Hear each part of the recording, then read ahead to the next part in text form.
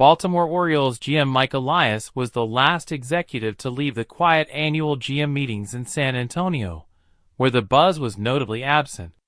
"It was so quiet this year," a veteran GM remarked. "Only two teams, the Chicago White Sox and Miami Marlins, aren't trying to win next year, so everyone's looking for the same things." While player moves were minimal, reliever T.J. McFarland signed with the Athletics, starter Kyle Hendricks joined the Angels, and catcher Austin Hedges returned to the Guardians. The Yankees and Gerrit Cole finalized a deal, keeping Cole in New York under the original $144 million contract.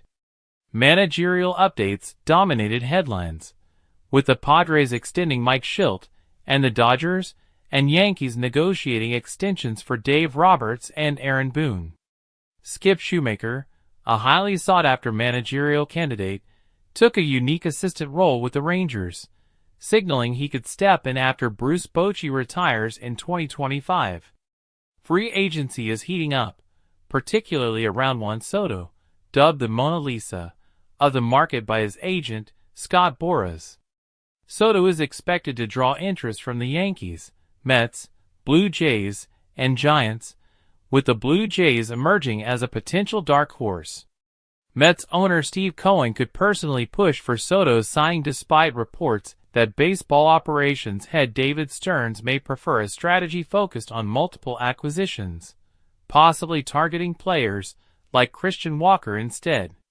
Another primary free agent name is Japanese pitcher Roki Sasaki, who could trigger a bidding war if the Chiba Lotte Marines post him.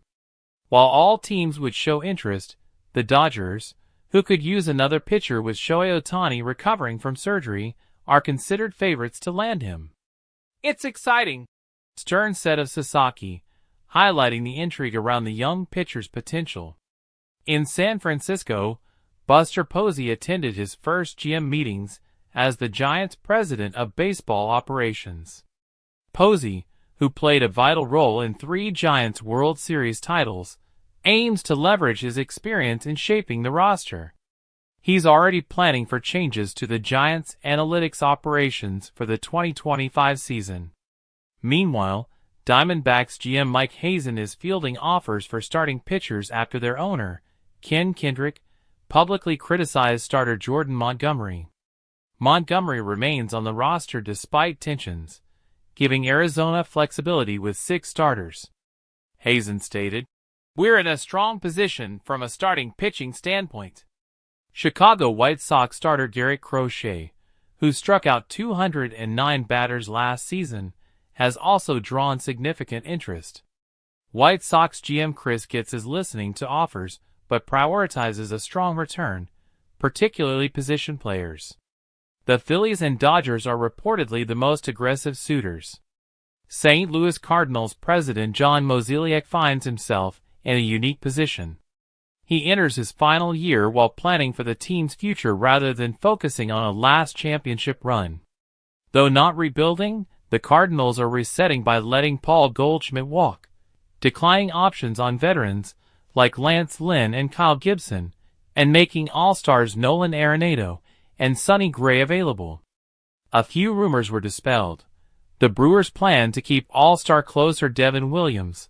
The Phillies have no plans to move Bryce Harper to the outfield, and the Brewers' Willie Adams is open to moving to third base. Executives and agents will reconvene in Dallas for the winter meetings from December 9th to 12th, where the Soto Sweepstakes and potential trades are expected to drive action quicker. With only a few teams able to afford Soto, this offseason could bring a flurry of team-to-team trades similar to those of past eras.